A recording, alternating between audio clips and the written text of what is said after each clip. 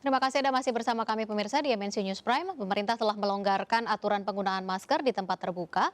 Kebijakan ini pun akan dimanfaatkan dengan percepatan vaksinasi COVID-19 booster di sejumlah daerah di Indonesia.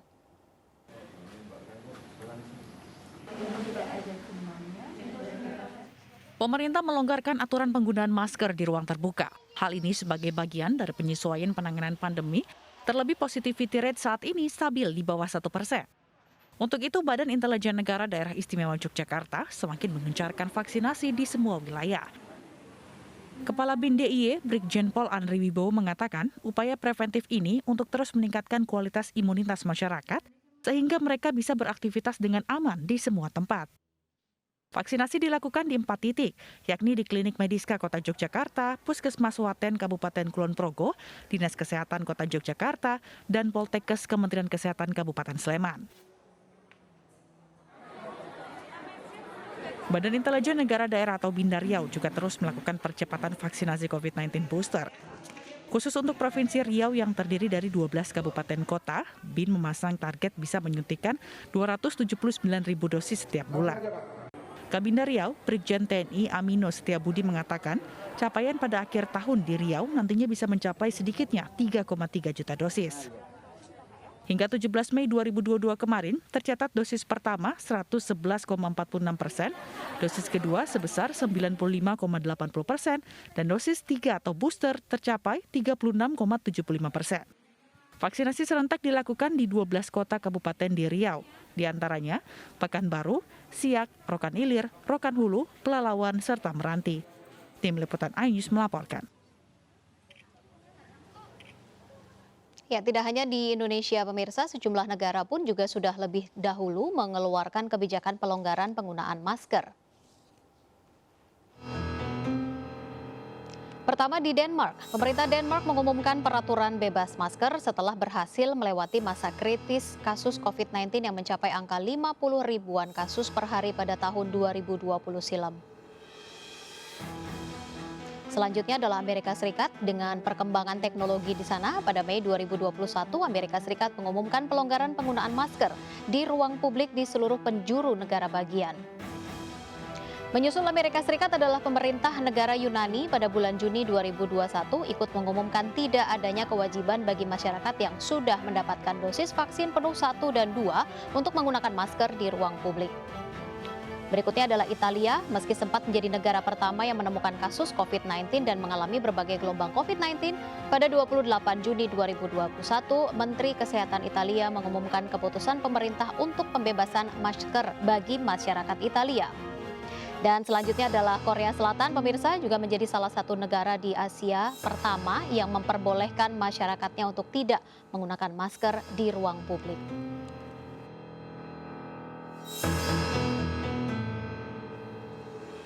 Baik, kita lanjutkan kembali pemirsa kaitannya dengan transisi menuju endemi. Masyarakat tetap harus awas diri begitu ya, atau tetap menjaga diri. Saya kembali berbincang dengan Pak Syahril. Pak Syahril, kalau kita lihat kaitannya dengan cakupan vaksinasi, tadi sebelumnya sudah dapat informasi juga di daerah. Saat ini memang lebih gencar untuk kaitannya dengan vaksinasi booster gitu. Berapa target sebenarnya yang ingin dicapai oleh Kementerian Kesehatan atau oleh pemerintah sendiri kaitannya dengan capaian vaksinasi ini sendiri? Ya, yang diisyaratkan oleh WHO kan di atas 70-80% ya. Ya. Vaksin pertama dan kedua kita sudah tercapai ya. Yang booster baru kita mulai lagi, yang saat ini capainya baru 20%, dan sekarang kita gencarkan bagaimana meningkatkan booster sebagai bagian dari untuk meningkatkan imunitas di masyarakat.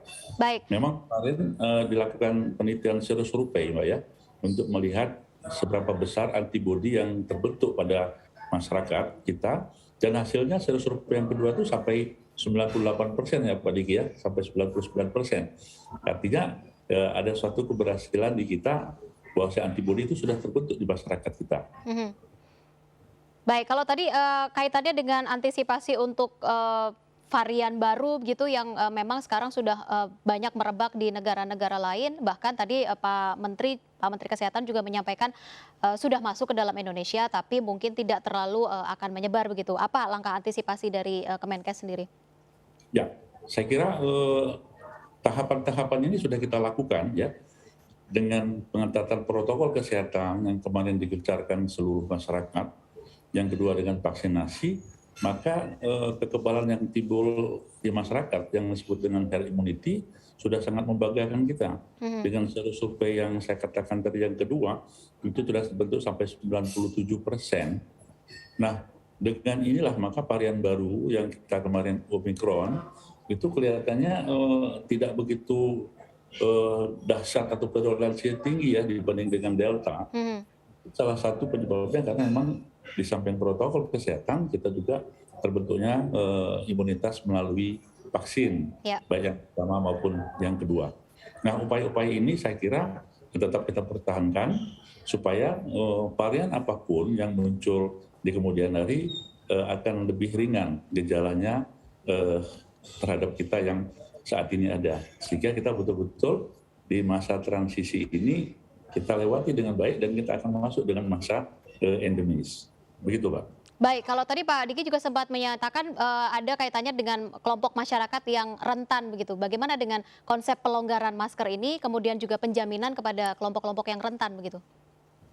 Ya, betul. Jadi pelonggaran ini dikecualikan, Mbak ya. Kecualikan pada usia lanjut dengan orang-orang yang dengan komorbid, ya. Kemudian juga kepada orang-orang yang sedang sakit, memang sebaiknya di rumah. Tapi kalaupun dia harus terpaksa keluar, maka dia harus memakai masker. Dan seperti yang saya katakan tadi, masker ini sudah menjadi bagian atau gaya hidup, ya, hidup sehat. Jadi kita harus sadar betul bahwasanya masker ini untuk melindungi kita dan melindungi masyarakat. Jadi kita harus memilih kapan kita harus memakai masker, baik di ruangan tertutup maupun di ruang terbuka apabila memang masih banyak orang-orang yang berdekatan atau berkerumun di sana. Ya, jadi walaupun di ruang terbuka, kalau di sana ada kerumunan orang, di tempat rekreasi, ya gitu, maka kita harus tetap pakai masker. Begitupun bagi orang yang sakit. Jadi kesadaran tinggi oleh masyarakat yang sedang sakit untuk memakai masker agar tidak menulari kepada orang lain. Nah, saya kira itu yang harus kita budayakan di Indonesia ini, Mbak. Baik, Mas Diki, kalau tadi diambil contoh kaitannya dengan pelaksanaan mudik begitu ya yang dilakukan di Indonesia beberapa saat yang lalu dianggap mungkin biasa saja dan juga masyarakat kita sudah terbiasa begitu ya dengan pola mudik. Tapi kalau Anda lihat, apakah memang mudik kemarin ini bisa menjadi salah satu contoh keberhasilan begitu yang diterapkan? Ya, ada memang progres ya kita lihat dari modal imunitas tadi ya kita bisa melihat bahwa tidak secepat sebelumnya ya. Meskipun kita tahu masa inkubasi Omikron ini kan lebih cepat daripada Delta misalnya, tapi kita tidak melihat dampak seperti 2 tahun sebelumnya. Tapi ini juga harus difahaminya dalam konteks bahwa di masa transisi ini, di masa di mana pandemi ini sudah lebih baik karena modal imunitas tadi yang disampaikan Dr. Syahril sudah besar, sebetulnya indikator yang harus dilihat itu udah bukan lagi kasus infeksi harian. Yang paling harus dimonitor adalah terutama adalah di kasus keparahan atau kasus kematian. Nah, dalam kaitan inilah maka upaya deteksi dini sistem pelaporan yang ada ini harus memperkuat ke arah mendeteksi keparahan ini atau kasus-kasus yang karena kita harus tahunya namanya health seeking behavior masyarakat kita itu bahkan BPS di tahun 2020 saja sudah menyampaikan hampir 70 masih mendekati 80% itu nggak mau ke vaskes batin sendiri gitu. Nah, inilah yang artinya penjangkauan ke rumah, active case finding harus ditingkatkan. Karena sekarang dengan tren yang sudah memang modal imunitas jauh lebih baik bukan hanya di Indonesia tapi secara umum di dunia, tren dari akibat infeksi COVID-19 ini adalah lebih bersifat indirect atau tidak langsung sebetulnya. Dan dia kasus infeksinya bisa tetap tinggi tapi kesakitannya, keparahan ataupun kematiannya itu rendah. Nah, ini yang artinya harus kita sampaikan kembali kepada publik, bicara COVID-19, bicara bukan hanya masalah kulit, tapi ada potensi long COVID, gitu. Sehingga kewaspadaan tetap harus dibangun. Dan deteksi tadi, kita harus lihat kalau memang varian atau turunan dari Omikron saat ini yang ada kan tidak membuat terlalu merepotkan kita. Ya. Tapi kita harus menghidupkan alat ukur kita dalam melihat perilaku virus ini, karakter virus ini dengan lihat pasien-pasien kita ada nggak tiba-tiba jadi parah gitu, atau tiba-tiba meninggal. Nah, sistem surveillance inilah yang harus dibangun. Baik, kira-kira berapa lama sebenarnya Mas Diki kalau kita lihat di masa transisi ini? Saat ini kan kita masa transisi menuju ke endemi. Berapa lama waktu yang dibutuhkan untuk masa transisi ini? Sebetulnya kalau melihat atau merujuk ke pandemi atau epidemi sebelumnya, itu perlu 3 kali 28 hari atau 3 bulan kurang lebih. Oke. Kalau yang tadi disampaikan Dr. Syarif datanya stabil, dan ini bicara pandemi, setidaknya perlu sepertiga negara dunia yang begitu. Nggak cuma Indonesia aja, nggak cuma 1-2 negara. Jadi setidaknya sepertiga dari negara di dunia ini mengalami indikator yang sangat stabil tadi. Kita bisa punya, saya masih memprediksi ya, prediksi saya belum berubah. Akhir tahun ini paling cepat atau awal tahun depan, status pandemi ini bisa dicabut. Tapi syaratnya tadi, sepertiga negara di dunia ini mengalami status yang setidaknya terkendali atau mendekati, kemudian cakupan vaksinasi yang 70% yang targetkan WHO itu sudah bisa dicapai, bahkan sebelum akhir tahun ini. Nah, tapi itu stabil dulu 3 kali 28 hari. 3 kali 28 hari artinya kurang lebih adalah 3 bulan begitu ya. Kalau Anda lihat paling memungkinkan ya di akhir tahun sebenarnya Indonesia akan bisa masuk dalam masa endemi. Kalau untuk negara lain sebenarnya kan belum ya. Belum ada negara yang menyatakan bahwa masuk ke dalam masa endemi begitu. WHO sendiri juga belum ya mengeluarkan statement untuk masa endemi untuk kasus COVID-19 ini sendiri. Ya, jadi begini, untuk status endemi, level endemi, jadi meskipun saat ini statusnya adalah pandemi, yang artinya itu otoritas WHO, sebetulnya negara, wilayah, kabupaten, kota itu akan otomatis terbagi 3 level dia. Ada yang paling buruk sebetulnya epidemi. Epidemi itu artinya ya ada lonjakan lah. Kedua, yang di tengah-tengah endemi. Endemi itu antara lain ditandai dengan angka reproduksi yang paling tinggi 1 atau di bawah, dengan test positivity rate yang harus di bawah 5%. Dan yang paling bagus itu terkendali, artinya kasusnya nggak ada beberapa hari, beberapa minggu. Nah, itu yang idealnya seperti itu. Jadi sebetulnya yang disebut dengan transisi atau yang harus dijadikan target oleh dunia maupun nasional, itu bukan ke arah endemi, atau ke arah terkendali. Atau kalimat lebih netral dan baiknya adalah transisi menuju post pandemi gitu. Transisi menuju post pandemi ya. Bahwa nanti itu otomatis akan ada 3 level, sulit menghindari. Karena kan variasi respon antar daerah kan begitu, antar negara juga begitu. Tapi kita harus memanfaatkan masa transisi itu untuk mengusahakan supaya mayoritas kabupaten kita itu masuk kategori kalau bisa terkendali, atau kalaupun tidak ya endemi gitu. Kalaupun tidak. Baik, itu pasti harapan kita gitu. Kalau Mbak Esther melihat bagaimana masyarakat kita juga berharap sebenarnya kondisi kasus ini pun juga menjadi terkendali begitu ya. Kemudian juga apa yang mungkin harus dipersiapkan oleh masyarakat begitu di masa transisi ini untuk menuju ke endemi kalau dilihat?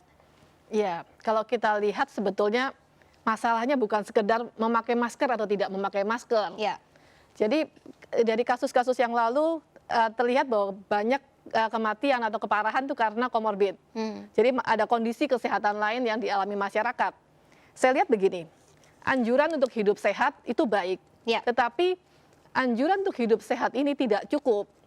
Saya lihat begini, jadi untuk masyarakat yang ekonominya lemah, ya untuk buruh, untuk petani, dan kelompok rentan ya, mereka untuk membeli vitamin itu uangnya juga tidak cukup. Kita bisa hitung dari gajinya berapa, lalu jumlah anggota keluarga yang harus ditanggung, dan berapa harga untuk mencapai hidup sehat di Indonesia. Mau vitamin, mau buah, sayur, dan lain-lain itu harganya tinggi. Nah, ini juga harus menjadi perhatian buat semua pihak. Bagaimana untuk promosi kesehatan dan penyediaan fasilitas-fasilitas untuk membuat masyarakat jadi sehat. Supaya anjuran untuk hidup sehat itu bukan menjadi hanya hayalan, hanya bayangan begitu ya, hanya keinginan. Ya, karena itu kan kita lihat bagaimana masyarakat banyak orang ya ada larangan untuk harus memakai masker Iya. atau protokol yang lain, tapi mereka tetap melanggar karena mereka terbiasa hidup tidak sehat dan tidak punya kemampuan untuk hidup sehat. Oke. Jadi apa yang bisa menjamin sebenarnya untuk masyarakat kita ini kembali berpikir untuk bisa hidup sehat sebenarnya? Pertama, literasi kesehatan itu harus mencapai ke semua lapisan masyarakat. Jadi mereka memahami apa yang dihadapi saat ini, penyakit macam apa dan bagaimana mereka bisa bertahan menghadapi serangan berbagai macam virus. Ya. Yang kedua, tentunya bukan hanya masyarakat memahami, tetapi negara pun dan bukan hanya negara, saya kira kita semua saling mendukung untuk lingkungan kita menjadi lebih baik. Jadi fasilitas-fasilitas kesehatan dijaga lebih baik.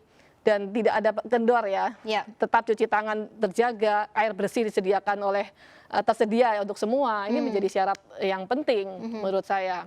Jadi bukan hanya masker atau tidak masker, tapi promosi kesehatan dan tindakan-tindakan preventif yang disertai fasilitas ini harus ada. Oke, kalau Anda melihat dari kegiatan, kalau dari tadi saya menyebutkan kaitannya sama mudik, karena ini yang paling nyata sebenarnya yang terjadi begitu ya. Bagaimana masyarakat kita beryuforia begitu untuk melaksanakan mudik, walaupun dengan berbagai macam peraturan yang ditetapkan oleh pemerintah kaitannya dengan pengetatan protokol kesehatan begitu.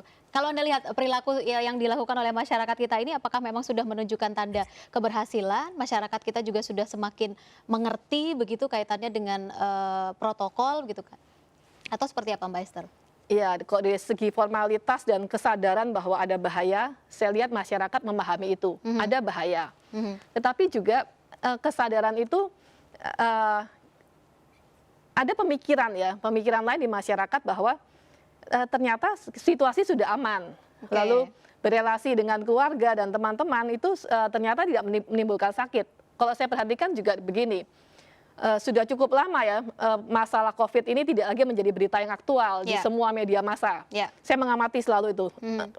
Masalah COVID mulai menghilang. Artinya pemberitaan sudah semakin turun begitu? Ya, jadi dengan sendirinya pemikiran di masyarakat bahwa memang sudah aman. Kalau secara umum dari penjelasan pemerintah, Kementerian Kesehatan tadi, bahwa semua memang sudah relatif aman ya. Hanya bagaimana kita mengatasi dengan baik, bukan sekedar masalah masker tentunya. Kalau mudik ya harus masker dan hal-hal yang sebetulnya saya lihat sebagai formalitas. Iya, tidak menjamin juga bahwa kita bertemu dengan saudara pun akan menggunakan masker sebenarnya kan? Betul. Baik, kita lanjutkan kembali perbincangan ini. Kita masih ada satu segmen terakhir pemirsa. Pak Syahril, Mas Diki tetap bersama kami di MNC News Prime. Kami akan kembali sesaat lagi.